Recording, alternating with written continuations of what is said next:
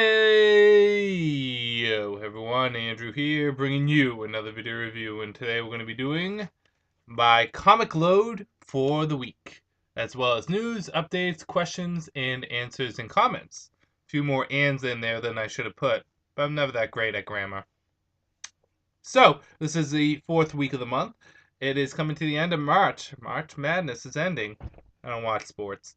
But April's coming up, and I do like April because my birthday's in April, so which can be a bad thing because that means I'm getting older. I don't want to age. I would love to have immortality. Me and my loved ones. I mean, growing old could suck if you don't have your loved ones with you. But anyways, putting that aside, fourth week of the month, we have a lot of comics to go through, so we might as well start where we always start, with a little bit of Batman in our life. Just a little bit. With Batman Incorporated issue number 9. This is, for a lack of better term, the fallout issue for the death of Damian. And basically, you see how everyone's kind of dealing with it in their relative own ways. How Bruce is pissed at Alfred, how he's pissed at Talia, how Talia's pissed at the Heretic or Leviathan, how the government wants to take down Batman Inc. So Batman Inc. is kind of underground now. And as Batman is coping with the death of his son. While this issue doesn't touch on as much of Damian's death as you would think it does move the plot forward a little bit, and we also get to see why Damian was killed, or under what motives he was killed. Good, bad, whether or not you should get it. Good, there's some touching moments in this, especially with Batcow. But there are some touching moments, and you see Bruce react the way you think Bruce would, especially towards Alfred, who, for the most part, allowed Damian to go do what he needed to do. You see Dick's reaction, and I honestly thought Dick was going to cross the line. But yeah, you see Dick's reaction, and Dick's reaction is really good too. The art is nice, and it was paced pretty well. Bad, the ending was, well, okay, didn't quite give me, I don't know, the want or the need to have to pick up the next issue. Like, I was pumped for this issue because of what happened in the last issue. This issue doesn't get me pumped for the next one. So the ending was okay, but it didn't set me up for anything. Um, that and yeah, other than just being a Fallout issue, didn't really contribute too much to the plot, other than giving us some motives to why Damien was killed. Kind of. You'll understand when I read. Whether or not you should get it. Yeah, I mean, this is a good issue. It's enjoyable. It's fun. Nothing really bad to say about it too much. I mean, even though I just pointed out a bad, that's not really too much of a bad. 4 out of 5. Batman Inc. is, I think of the two Grant Morrison titles, the one that's holding a little bit stronger than Action Comics was. But it feels tired, and that's what I feel Grant Morrison's run on Batman feels like. It just feels tired. Okay, here we go. I'm using mirror image right now to adjust my hood. Moving on to Batman The Dark Knight issue number 18. Continuing the Mad Hatter story, and we get to see an origin of the Mad Hatter and how he became, well, mad. In addition to that, we see Bruce trying to progress in his relationships, whether it is with Catwoman or with his pianist friend or with anyone else for that matter. Bruce is kind of coming to the point where he has to say, "Shit, I need to get my act together and let someone into my life." Uh, but yeah, it's also Batman and Mad Hatter's first real confrontation with each other, really. Good, bad, whether or not you should get it. Good. Greg Hurwitz does a great job at building up the villains in his stories. If you look at his Penguin, Pain, and Prejudice to his run with Dark Knight on Scarecrow, which was the previous issues, to his work right now to the Mad Hatter, he always sets his villains up to have a tragic childhood and have those tragic childhoods reflect what they are now, whether it's Penguin with his brothers and his father and his attachment to his mother, to Scarecrow being abused in a very mental way by his father, to the trials and tribulations that Mad Hatter had as a child. So he does a great job at setting up the villains. I liked Batman in this up to a point, and I'm curious to see what happens with him and his little lady friend. Something has to happen. He must be dreaming or there must be some way that this is going to be resolved, because if Batman does what he really does in this issue, it's going to be real interesting if it's for real, and you have to kind of, again, read. Bad, none. I want to also point out the art is beautiful in this. Uh, really great detail in the art. This was a good issue, and I'm going to give it a 5 out of 5. It just to show you how you can get someone like Greg Hurwitz, who is a fantastic writer, take a title that was really just so mediocre in the New 52 and turn it into such a powerhouse. So, yeah, 5 out of 5. And I have this damn itch in my back. Probably. There we go. And the last Bat book of the week is Talon, issue number, what is it, 9? Oh, 6. My bad. So yeah, and this Talon is in the unescapable tower, or the impenetrable fortress. And he's dealing with the 3 generation Talons. Basically, it's a grandfather, father, and a son. And he's really outnumbered. And while this is going on, there is a dark revelation in one of his friends, in his allies. Will Talon be able to get out of this predicament? Will he be able to defeat this 3 generation Talons? Or will he have to use his head in order to get out of this situation? And who is going to be keeping secrets from Talon? Just going to have to read and see. Good, bad, whether or not you should get it. Good. As always, the art is great. I do like the kind of the predicaments that he's put in. Again, he's an escape artist, so we see a lot of him being trapped and how he thinks his way out of the traps, which are really cool. It's not so much of a direct brute force as it is just thinking his way out of situations. He's a problem solver, similar to Batman. The Gotham Butcher is starting to grow on me as a serious villain of this book. And really is more of a villain than the court themselves. And I like how Batman is indirectly used in this book. I don't want Batman to make a direct appearance with Talon yet, but I like him to be around, kind of. And the reveal at the end was nice. Bad, none. Again, great book. 5 out of 5. Pick it up. If you're not picking up Talon, I'm a little disappointed. Fantastic Four, issue number, what is this, 6? 5. So this is an Age of Ultron tie-in. Before I actually get into Fantastic Four, and I'm going to vent a little, I hate how Marvel does crossover events. I'll tell you why. I'm not saying DC is that much better with it. Since Flashpoint they have been. But Marvel does a tie-in event like all the time. Oh, we just got done with Avengers vs. X-Men, we're going into something else. And there's been very little cool-off time. I don't even know anything about this Ultron. I should probably look it up. I don't care. That's the thing. But they're like one story arc into another story arc into another story arc into another story arc, and there's so much crossovers that there's no breathing time. One thing I do like that DC has done is it's been like 2 years and we haven't seen a big crossover. It's making us want it. I don't want to deal with this Age of Ultron. I didn't even know it was coming out until it actually did. What was before Age of Ultron? AVX, and then before that was Fear Itself, Siege. It just all piles on each other. So, but that goes without saying with DC. DC used to do it back in the day too, a lot of crossover events.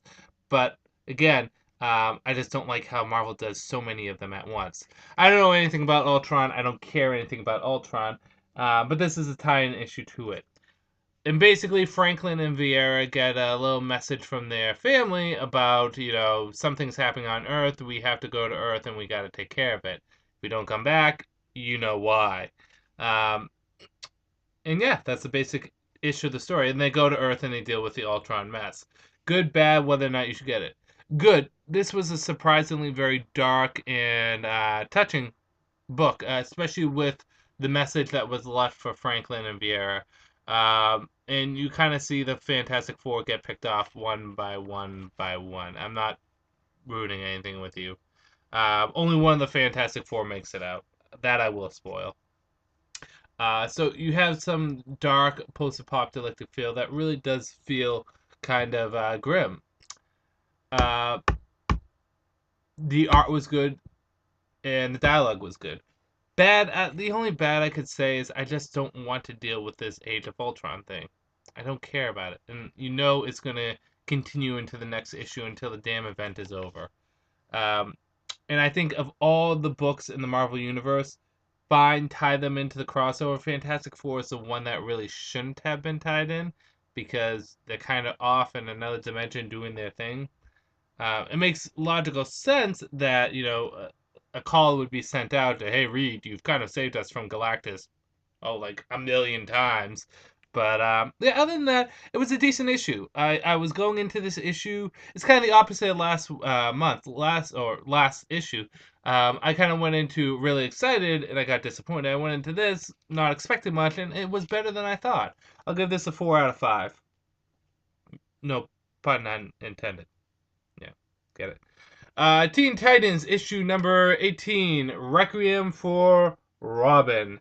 So the beginning of this issue deals with Tim's coping with Robin's death. And although Tim and Damian really never got along with each other, this feels very real and very sad. Very sad. Very well handled Tim's approach to the death of Damian. Superboy rejoins the team, and we also get to see the Teen Titans go up against the Suicide Squad, who will win and who will lose. And it may not necessarily be in a fight. Good, bad, whether or not you should get it. Good, the art was great in this. Robin's motivations, or Red Robin's motivations for making the team become a little bit more real here. In addition to that, the Requiem for Robin part of this blended in nicely to the story, and it felt good. It was an enjoyable read for that. The teams come together really nicely, and boy, what a freaking shocker at the end. Um, Shit's gonna get real, people. Shit's gonna get real. Bad. Remember last issue when Tim was just, making out with Cassandra and then making out with Solstice? Never mentioned in this issue. That's kind of something big. So I would like that to be touched upon. Besides that, this was a good issue. I enjoyed it. 4 out of 5 this week. Moving on to Red Lantern's issue number 18. So, you know what I find funny? Everyone knows that Red Lanterns is my guilty pleasure. For ill or for good, I enjoy the heck out of the book. I find it fun. It is what it is. I go into it with no expectations, and I think I enjoy it more because of it. Again, whether it's good or bad, it's my guilty pleasure. You know what I find really funny? In this big Green Lantern crossover event, minus the main Green Lantern title, Red Lanterns has been the most enjoyable of the sorts. Why? Because there's actual plot development in this. Where in the other books, Green Lantern Corps and Green Lantern New Guardian, they just sit around and weep about how their lives could have been different. Atrocitus and the Red Lanterns actually have a plot going on. Mind you, yes, Atrocitus does get mind raped by the First Lantern and sees what happens if the Manhunters didn't attack his planet. But it's only for about maybe a third of the issue. Then Atrocitus breaks out of the trance, and we get to see more of the heart of the Guardians and where all their, emotions go, and how they're like elves in the future, not elves, but like Vulcans, and they're emotionless, and how Atrocitus has an ultimate plan for that. But at the same time, Atrocitus makes two heavy decisions, which A, affect his family, and B, affects him in the Red Lanterns. And while this is going on, Rancor and Belize kind of get on bad terms. So you can see a lot happens in this issue, and it's probably the best tie-in for the crossover, and a lot of people don't like Red Lanterns. Again, I'm not blaming if you don't. I understand it's not for everyone. Again, like I said, guilty pleasure. But it's being a better crossover than Corps and Guardians have been. So, good, bad, whether or not you should get it. I kind of just listed all the good. Plot development was good. Atrocitus was awesome in this. He makes two decisions that's going to affect the Red Lanterns from this point on. The presentation was really nice with the background images, the shatteredness of his mind, and the alternate reality was pretty decent, and the decision that he comes to with that. Bad, None really. It didn't blow me away, per se.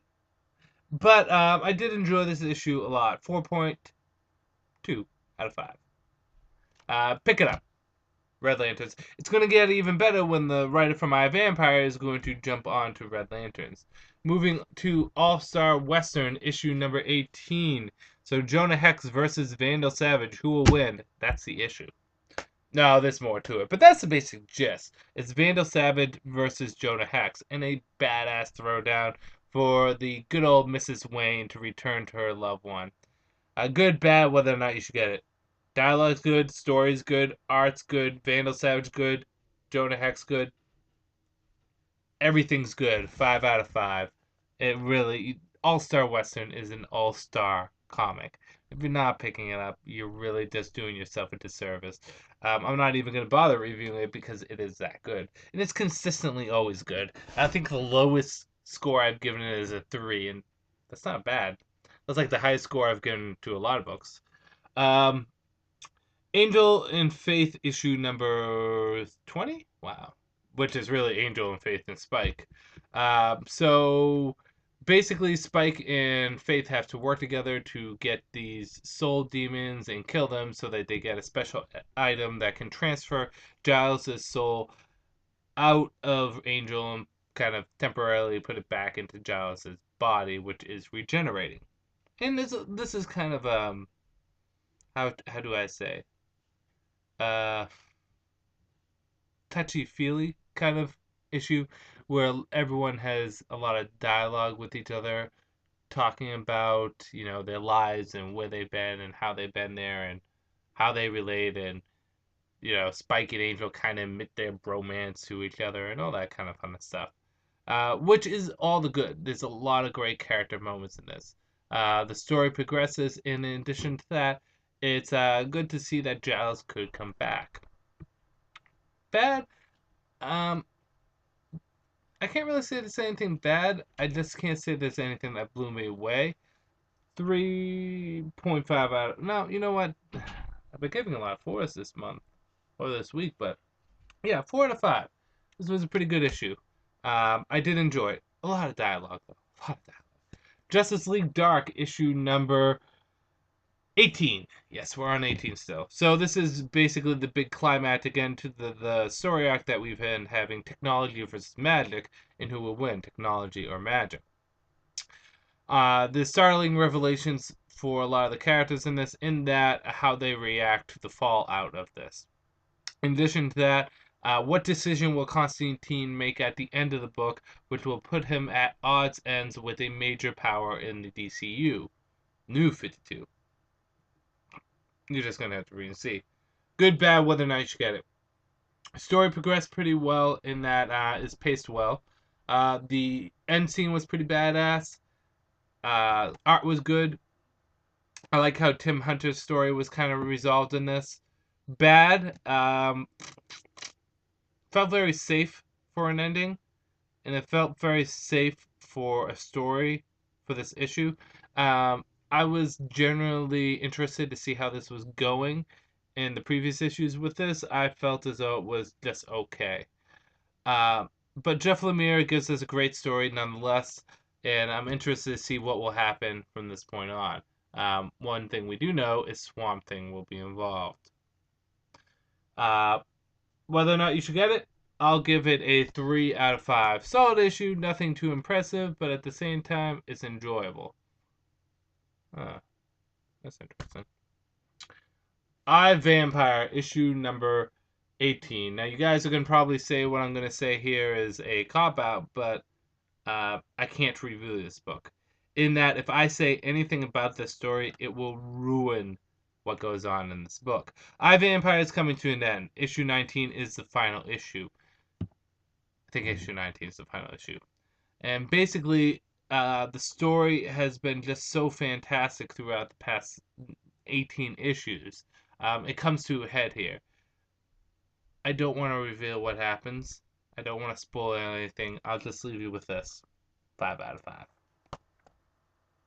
Superman, issue number 18. So, Clark and Cat are kind of Kakarant are kind of talking to each other and considering making a new website, or at least Cat is. Superman's not, but because they're out of work. While this is going on, people are jumping off buildings, and Superman needs to find out why they are jumping off buildings.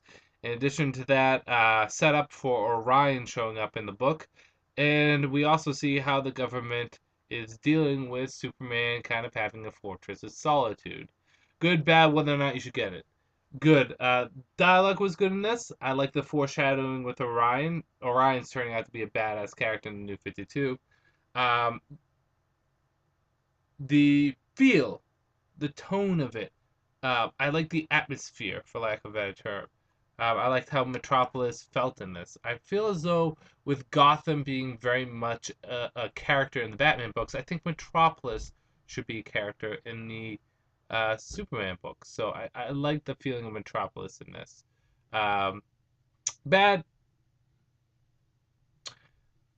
the story's other than the Orion stuff, the story is kind of forgettable. I even like looking back on it, I forget what caused these people to jump off buildings. I mean, I know kind of what the cause is. I think it's probably there's a bad guy reveal at the end. It was him. See, it's just kind of a forgettable story. I felt as though so much momentum was going with the Hell on Earth. This story arc's kind of just meh. But on that aside, I do enjoy this book. I will give this a 3 out of 5. Superman, pick it up. Um, the title is fun. I am really pumped for the new Action Comic team, though. Andy Diggle and, oh my god, Tony Daniel. How could I forget one of my favorite artists? Injustice Gods Among Us, or just, yeah, it's Injustice Gods Among Us, issue number 3. So yeah, in this, Wonder Woman basically turns to the dark side that Superman has. And what causes her to turn to the dark side? Ares. Why? Because Ares is a dick. And I love it. Um, and Batman's about the only person that realizes in the superhero community how bad it would be if Superman really became as powerful as he's going to become. Good, bad, whether or not you should get it. Wonder Woman's kind of turn to the dark side was awesome in this.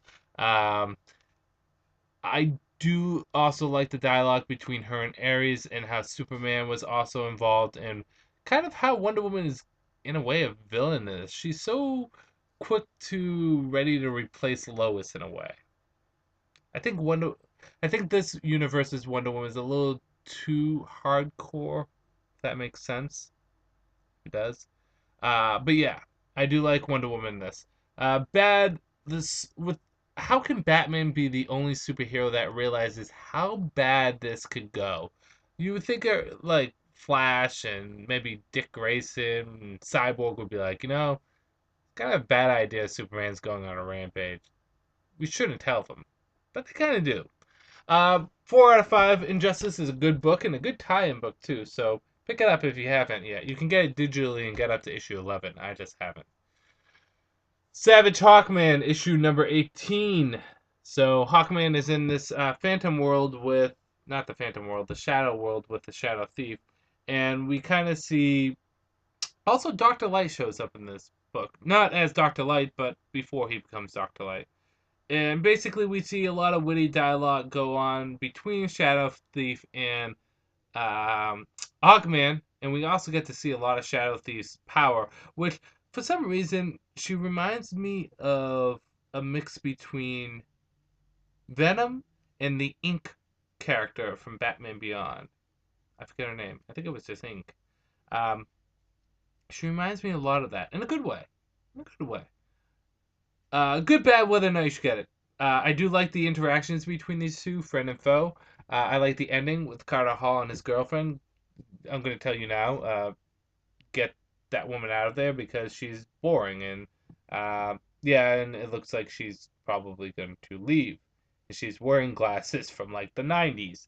Um, the art was pretty good, especially the transition between the Shadow World and the real world. And yeah, I like the new Shadow Thief. Bad, the Shadow Thief and Hawkman were in this alternate world, and unless I missed something, they looks like they could have left at any time. But hey, that's about it. Um, Decent issue. It's hard for me to get motivated for this book knowing that it's coming to an end, but I'll give it a 3 out of 5. Fury of Firestorm, issue number 18. This is also coming to the end soon. So in Fury and Firestorm, let's just call it Firestorm. In Firestorm, Rodney's mother has been captured by bad guys, and Rodney wants to find out where his mother is. And he is going all out to find her. That's basically the story. Good, bad, whether or not you should get it. Dialogue was good in this. Art was good in this. I think Dan Jurgens does the art all the way through. It's very Dan Jurgens. Yep, Dan Jurgens does the art and does the story. I know Dan Jurgens' art left and right. The art is good in this. The build-up and tension is nice. Bad, the enemy is unimpressive and is taken down all too quickly. On a whole, whether or not you should get it, this was a fun issue. It's a pity that Fury of Firestorm is coming to an end. He is going to have home on the Justice League, but still, kind of like the I kind of like the comic. Although it may not be perfect, it still has a fun feel to it. Uh, 3.5 out of 5. Last two comics this week: Aquaman issue number 18. And if I had to give a cover of the week, it would go to Aquaman. So Aquaman basically is trying to find out who is getting all these Atlantean weapons and exactly why they're going to all these people. In addition to that, he has a turmoil over ruling and his loyalties to the surface dwellers in Atlantis. We see the new Tulia or Tula, or however you want to pronounce the name. I think it's Tula, who was the original Aqua Girl.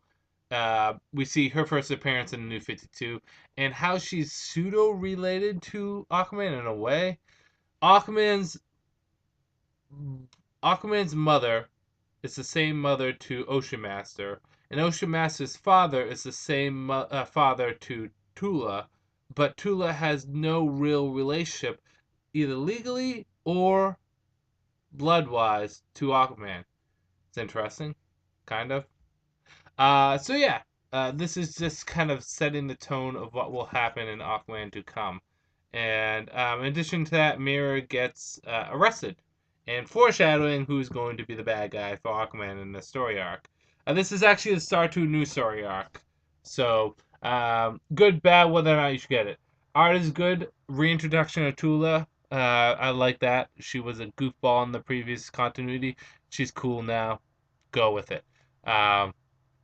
So art good, dialogue good. It's Jeff Johns. He handles the dialogue very well, and I'm really pumped to see where the story goes, especially with what happened to Mira and the return, or not return. I guess it's technically a return, but the introduction of the villain of this, who looks really dangerous. Bad, zilch, 5 out of 5. Aquaman was great this week. And the last comic of the week is Flash, issue number 18. This is the Trickster issue. We find out that some of the people that were caught in the Speed Force actually inherited some Speed Force power. You figured that would happen. Flash is trying to gain some information on who framed the Trickster, because Trickster, along with the rest of the rogues, they don't kill at all. Yeah, they steal, but they have honor, in a way. So Flash is trying to find out who framed the Trickster. Is the Trickster going to help him out? And at the end of the day, what could happen to the Flash that might take away his powers? Good, bad, whether or not you should get it. As always, the art is great. I really do like the concept that, yeah, these people are trapped in the Speed Force. Of course they're going to have their powers taken away from them. So dialogue, art was good. I like that concept. I like the fact that Trickster is being used, and he's not a joke. That makes sense. Yeah, it's just like Aquaman. This book just is always consistently good, and I have to say I've had fun with this, reading this. 5 out of 5. Boom. I know I've given off a lot of 5 out of 5s this month, but the books have been generally good across the board. What is my Andrewcutter picks of the week? And I know I haven't done this the past few weeks.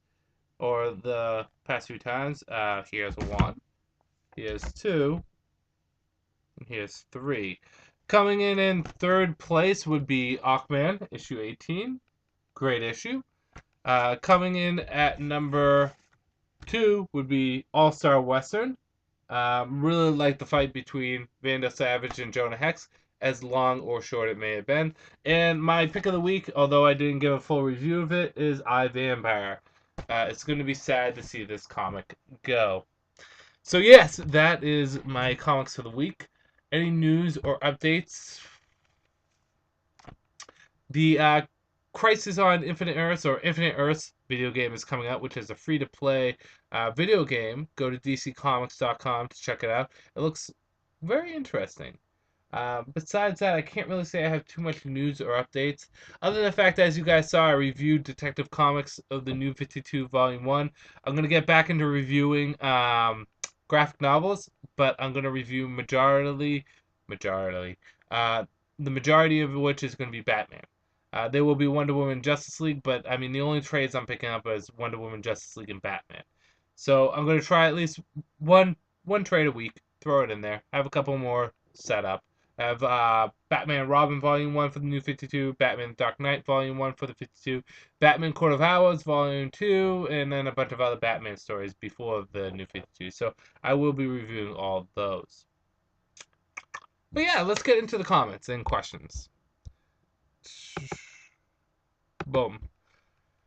Red Hood 444 says Alfred is the greatest man to live. Yes, he probably is.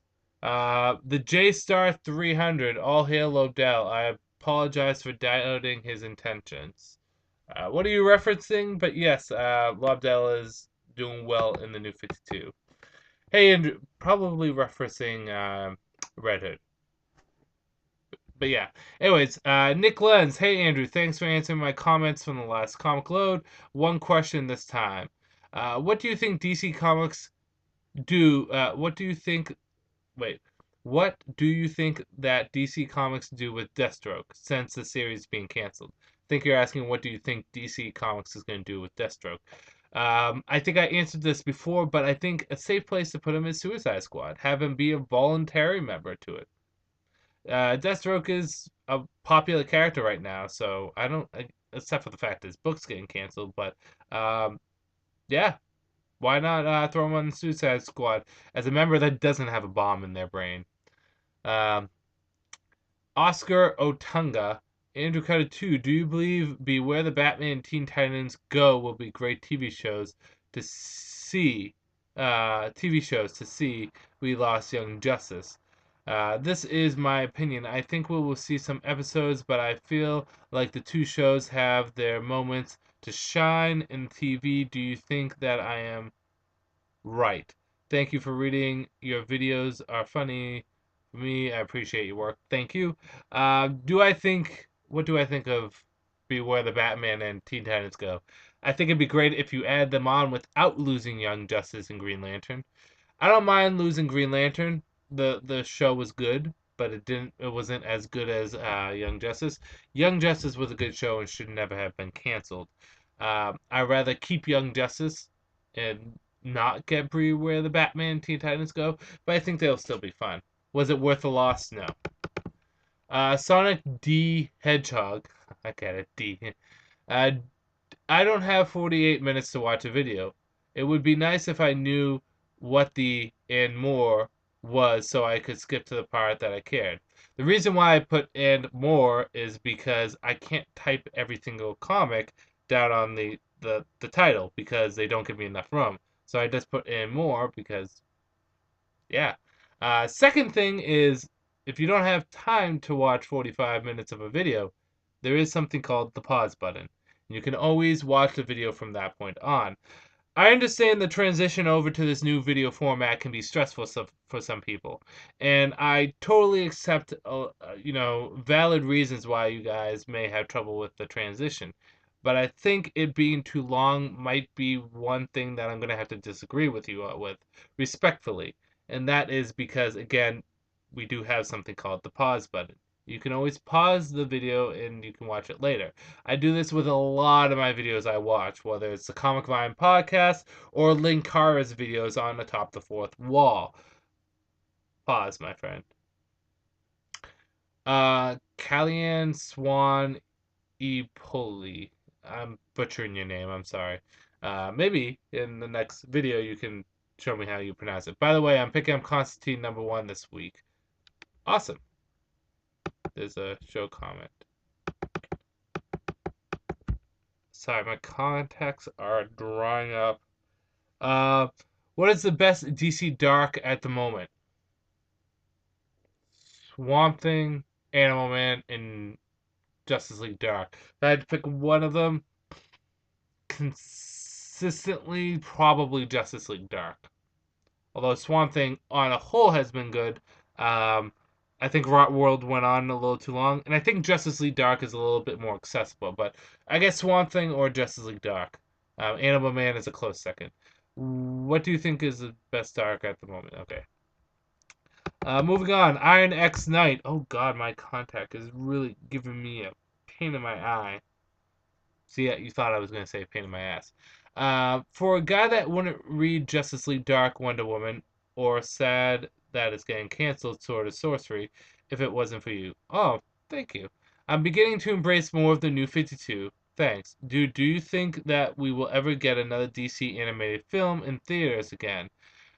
I just think the idea of Flash's high-speed scenes would be cool on the silver screen. Would it be better for DC to do World's Finest and introduce the DCU instead of doing a Justice League movie? How would you do it?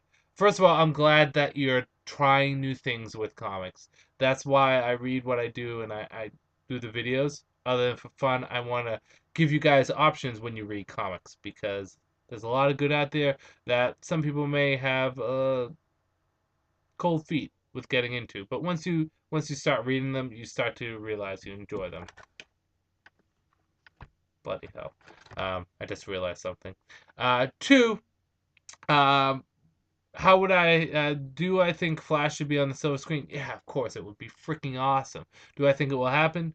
Probably not anytime soon. At least not animated. Live action, possibly, but not animated. Uh, would it be better for DC to do World's Finest introducing DCU instead of doing Justice League? I think either way would work. I think they need to do Justice League because Avengers happened, but either way would work. Hey Andrew, who do you think the new Batwing is, and do you like the new suit? This is Canon Deus Ex. Canon, let me say this. I don't have a flipping idea. I thought it could be Massacre, but I don't think it will be Massacre. But I don't care. I am pumped that this is happening. And the new suit looks a lot better than the old one. Minus the fact that they're missing part of the name, which is the wing. But I am pumped for Batwing. I'm pumped for the fact that we're getting a new Batwing. Although I love David, we're mixing things up. We're trying things different. And yeah, the suit looks great. I'm glad I don't know who the new Batwing is. And I think it would be cool if Jimmy Palmiotti and Justin Gray kept it a secret for like 20 issues. Hey Andrew, do you think Lex Luthor should have a more active role in the New 52? Sure, he always has a plan for everything, but what's your opinion on his role? Do you have a villain or anti-hero character that you like to see in the New 52? This is Felipe 19991. Yeah, I think Lex Luthor should have a more active role. I don't see why he hasn't. And the reason being is that Lex Luthor is the best of Superman's villains. But I think his more active role shouldn't be so much, as a villain, but as a character. One great thing about Lex Luthor in the 90s, although I do like mad scientist Lex Luthor, is businessman Lex Luthor was great. He was just kind of there, always in the background, manipulating things, but he wasn't always the direct villain. And you can still have a lot of new villains show up and have Lex kind of in the background. As for New 52 villains or anti-heroes, if we're sticking to just villains or anti-hero characters, who would I like to see? Uh, David Kane. David Kane is a kind of badass, so I would like to see him. Uh, 725 Tommy G. Technically, you can pick up Technically, you can pick Superman for president since Mom and Pa are citizens. That means Clark Kent Superman is a citizen. Yes, that is technically true. Um, what's the rule? As long as your parents are citizens when you're born. No, that I don't think that's true. See, the way it works, and I think this is the case with Barack Obama, is as long as your parents are citizens, it doesn't matter if you're born out of the country because you still get citizenship. But Superman's original parents were Kryptonian and he was born on Krypton. By and by, whether adopted or not, I think he's still considered an alien. No pun intended. So, I don't think Superman would count. I'm trying to think back to my American politics class, which was a great class in college, but I still don't think Superman would count because, again, he was born on Krypton. His birth parents were born on Krypton. His adopted parents um, may have been originally American, but adopted or otherwise, he does not get the American status as being born in America. You have to be born as an American citizen, and he was not. So I think that's where the thing is. But if I'm wrong, let me know. Someone, politics major, let me know. Um, to Leon Oro, to Leon Oro. Vibe can get canceled, but I have high hopes that it won't. Shit, Batwing is still around, and he doesn't sell well at all. Batwing sells well enough that he stays around. That's the thing. I don't think Vibe will stay long around. Once Jeff John leaves the title, people aren't going to be reading it. Carlos Malo Anado. I hope I pronounced that right. Is it rude to burp or sneeze at a restaurant? Um, if you don't say sorry, if you sneeze and you're like, oh, excuse me, or if you burp and you say, excuse me, I think it's okay. But if you don't say that, then I think you're screwed, blue and tattooed. Spectic Devour.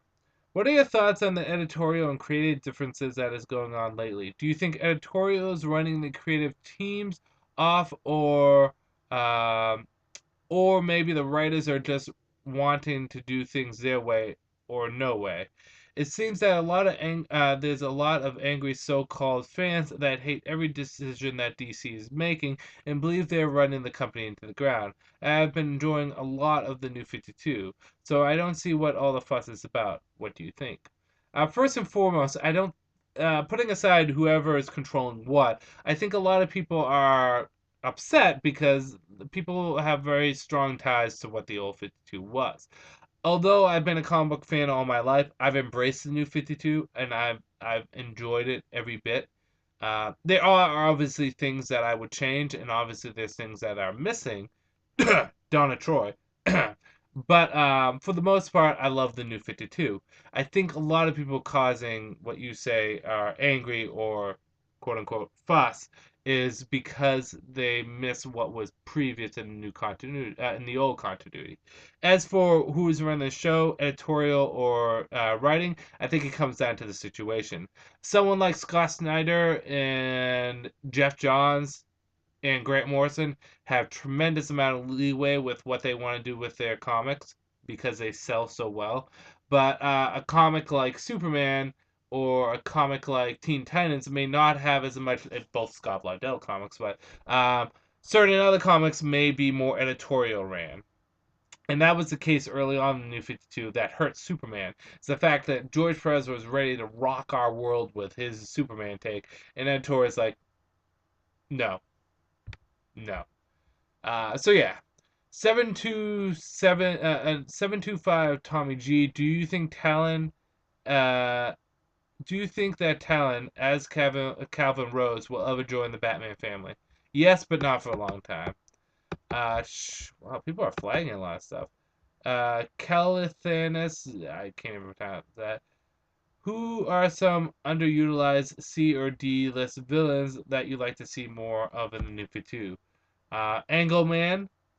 Yes, I would like to see Angleman. Um, Dr. Psycho, and he did make his first appearance in the New 52. So there you go. Let's see, who else? I'm trying to think off the top of my head. Would you consider Parasite a D-list character? I don't know. He's not a D-list villain. Um,